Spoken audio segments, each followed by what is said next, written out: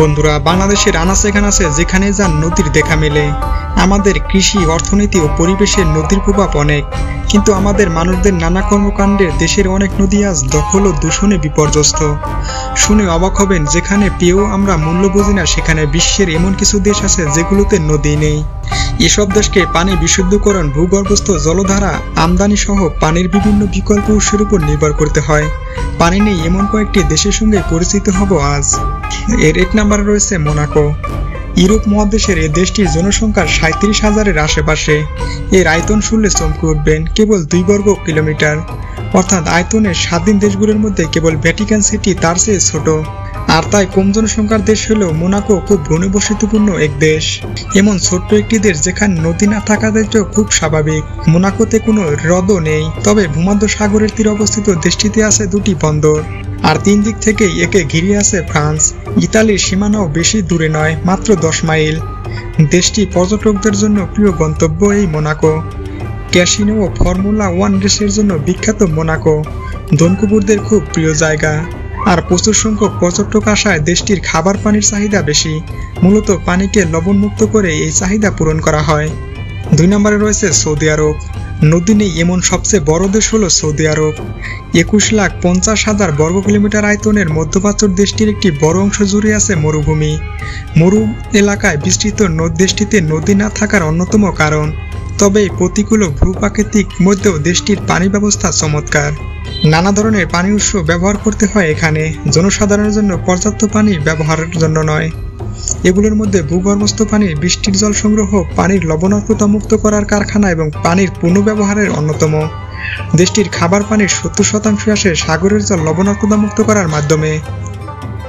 3 নম্বরে রয়েছে মার্শাল দ্বীপপুঞ্জ। মার্শাল দ্বীপপুঞ্জ কম জনসংখ্যার দেশের তালিকায় 8 নম্বরে রয়েছে। জাতিসংঘের হিসেবে এখানে বাস করা মানুষের সংখ্যা 42,000-এর কম। ওশেনিয়ায় অবস্থিত মার্শাল দ্বীপপুঞ্জ 5টি তুলনামূলক বড় দ্বীপ ও 29টি অ্যাটল বা পাঁচের দ্বীপ নিয়ে গঠিত। দেশটিতে ছোট বড় মিলিয়ে 1229টি দ্বীপ আছে। এগুলোর বেশিরভাগ আয়তনে একেবারে ছোট। তার প্রমাণ, সবগুলো দ্বীপ মিলিয়ে আয়তন মাত্র 181 বর্গ কিলোমিটার। তালিকায় পরের অবস্থান রয়েছে আরব আমিরাত। মধ্যপ্রাচ্যের আরেক দেশ সংযুক্ত আরব আমিরাতেও নদী নেই। 83,600 বর্গ কিলোমিটার মরুময় দেশটিতে অবশ্য বেশ কিছু ওয়াদি বা খাল আছে, তবে এসব খালের কেবল বর্ষাতেই পানি থাকে। স্বাভাবিকভাবেই এগুলো গোটা দেশের পানি চাহিদা পূরণ করতে পারেনি। জনসংখ্যা বৃদ্ধি, শিল্প ও কৃষির উন্নয়ন শুল্ক দেশটিতে পানির বিপুল চাহিদা তৈরি করেছে। তবে ভূগর্ভস্থ জল ব্যবহার, পানির লবণাক্ততা মুক্ত করার কারখানা স্থাপন এবং পুনর্ব্যবহারের মাধ্যমে তারা সমস্যাটি অনেকটাই কাটিয়ে উঠেছে। ভূগর্ভস্থ জলের একটি বড় অংশ ব্যবহার করা হয় কৃষিতে।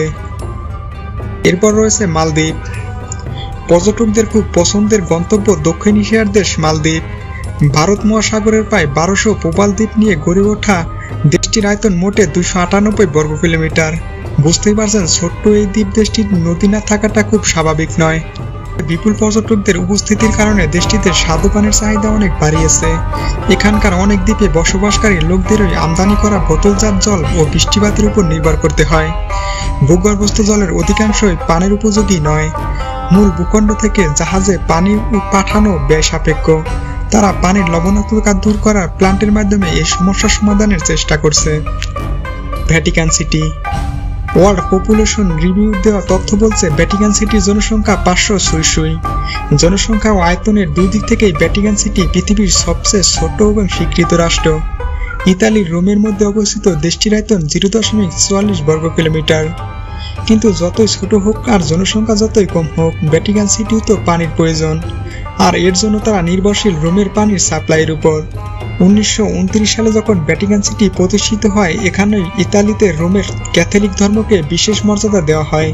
পোপের বাসস্থান ও পবিত্র তীর্থস্থান হওয়ার পাশাপাশি Sistine Chapel, Saint Peter Square এবং সেন্ট পিটারের ব্যাসিলিকও এখানকার দ্রষ্টব্য স্থানগুলো উল্লেখযোগ্য। কাতার। 11,637 বর্গ কিলোমিটার আয়তনের দেশটি তার তেল শিল্পের কারণে অর্থনৈতিকভাবে অত্যন্ত শক্তিশালী। কিন্তু কোনো নদী না থাকায় মধ্যপ্রাচ্য দেশ কাতার বেশ সমস্যায় আছে। কাতারে স্বাদু পানি 99% আসে পানি লবণাক্ততা মুক্তকরণের মাধ্যমে, তবে এটি ব্যয়বহুল এবং টেকসই প্রক্রিয়া নয়। লবণাক্ততা মুক্ত করার প্ল্যান্টের জন্য প্রচুর শক্তিরও প্রয়োজন হয়। মধ্যপ্রাচ্যের অন্য অনেক দেশের মতো কাতারও ওয়াদি আছে, তবে এই খালগুলো দেশটির পানি সমস্যা সমাধানে বড় ভূমিকা রাখতে পারছে না। এদিকে স্বল্প কিছু ওয়াদি ছাড়া কাতারে স্বাদু পানির আর কোনো উৎসই নেই। দেশটিতে টেকসই পানির উৎস খুঁজে বের করার চেষ্টা করা হচ্ছে।